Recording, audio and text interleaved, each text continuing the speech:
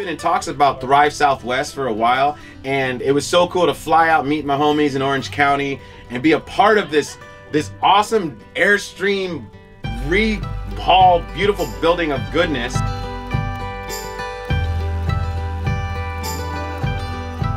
Here at Thrive, a conference that Bayside's throwing down here at Southwest Church in Palm Springs.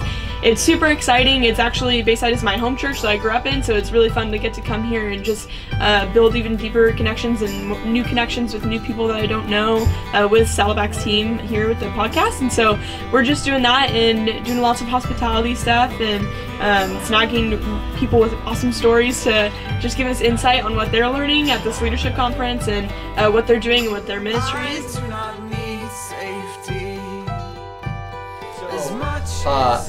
This month in particular, I felt like I heard the most compelling message on why as leaders we ought to set our sights on developing other leaders, volunteer leaders, people who have no experience, and you bring them into your world and you give them experience and you make them equal parts in whatever it is that you're trying to build or trying to lead or trying to bring to the surface. And Rick talked about two distinct kinds of people. He talked about the professional, a person who is well studied and well to do about a particular topic, and they're always compensated for their knowledge.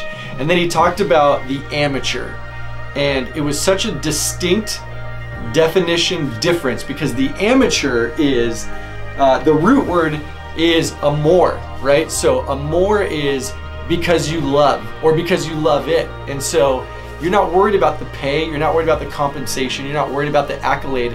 You do it because you love it. And he said the Titanic was built by professionals and the Ark was built by an amateur. Oh. And you know where both of those ended up.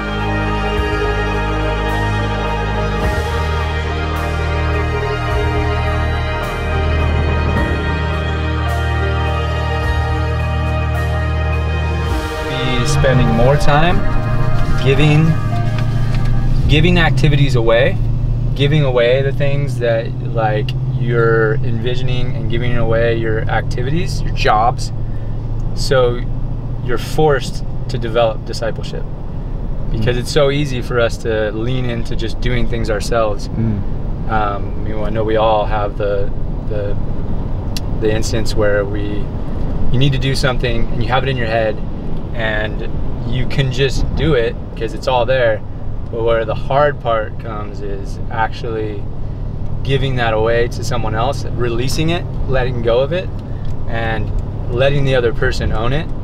So it's twofold. One, you're giving an opportunity to someone else to grow as a person and to do something that may be bigger than them. And then two, you're growing yourself in your relationship with other people. And ultimately what God's worried about is your relationship with Him and your character. So for us to press into the harder part of getting things done for God, activities accomplished, is to press into giving things away. Set your shot and let some footage roll, dude. Yeah. There you go. I'm already doing it. Are you? Yeah. I love it. Yeah.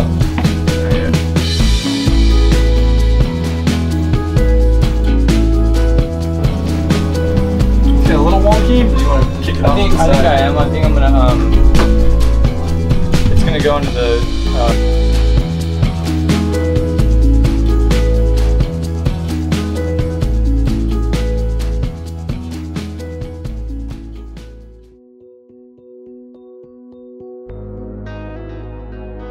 So it's funny, we've worked alongside of Catalyst Conference this is gonna be our 10th year, a decade of working with Catalyst on their West Coast conference.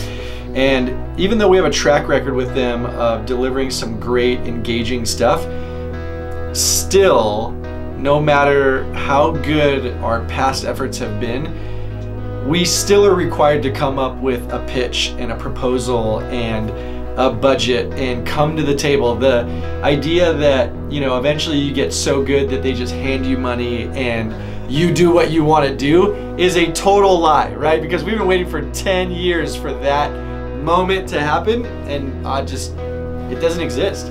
So Jon and I, it's funny, we wrestled over a great idea. When you have a great opportunity, you should never rush your answer.